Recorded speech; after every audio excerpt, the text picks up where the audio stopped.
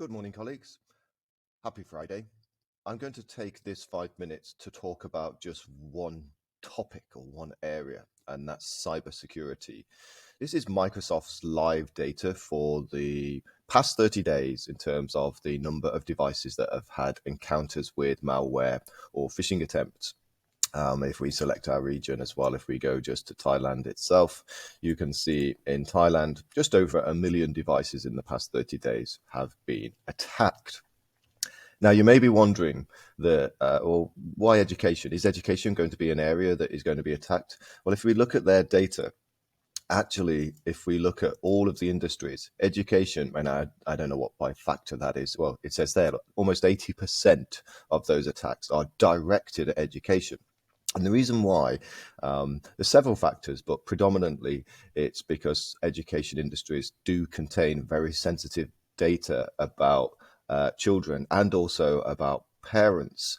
And I always thought that the weakest link was probably the students, but they actually don't necessarily attack. I mean, they will attack the students' accounts, but the students' accounts don't have access to the higher level data. So they tend to go for teachers and admins of those particular areas. So the phishing email is the number one way that they go into there, and it's probably normally it's something about changing a password, and we'll look at some strategies to identify those things a little bit later on. But if we just focus in on education, you'll see this is the number of devices that have had those encounters in the past 30 days. It is incredible.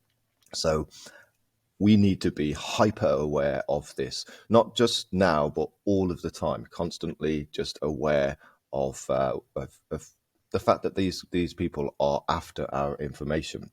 So I want to look at what Microsoft actually do. Is they give you there's a course that you can do. It's a free course, and on the course I'm just going to highlight some of the things that were really good on the course itself. I'll put a link in the description below anyway to go to the course if you want to have a little go on it.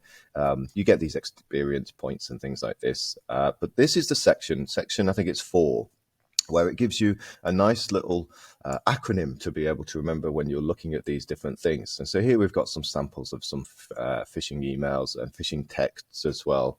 But the acronym they use, or the strategy that they use, is this AEIOU.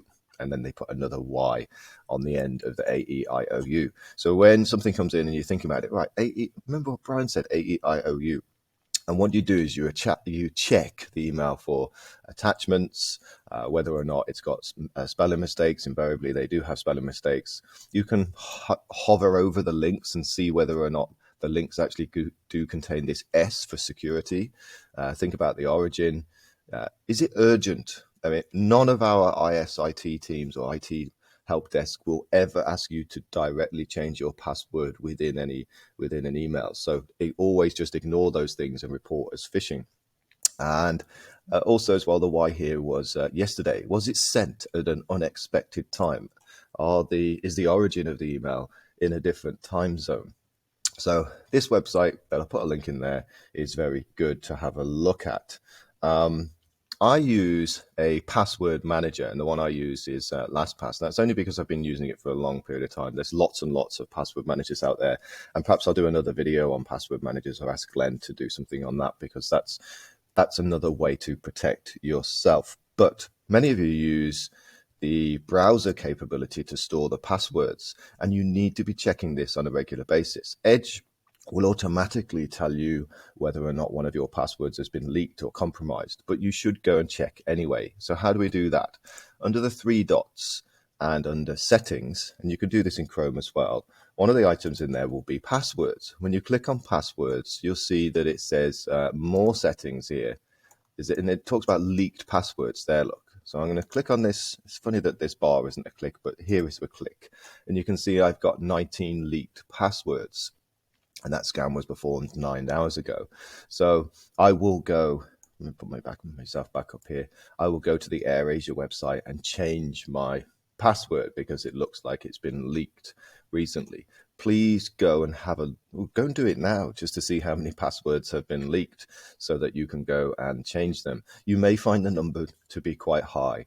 But any of the ones that you use on a regular basis, then please do go and change those. Let me just look at my time. Okay, time's up. Take care, everybody. Bye-bye.